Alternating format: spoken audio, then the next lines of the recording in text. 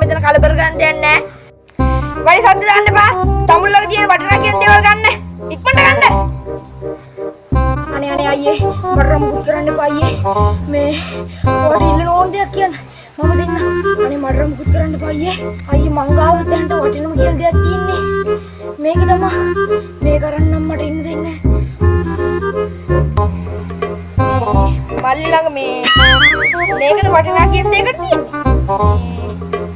මට පේන්නේ මේ ඉරිද පොලෙන් අර සෙල්ලම් බඩු කඩේකින් අරන් මේ මල්ලි පිටියාගන්න මේ චිකේ අද කිසිම වැඩක් නැහැ. මූ ළඟට ආවට වඩා හොඳයි හිඟන්නේ ළඟට ආවනම්.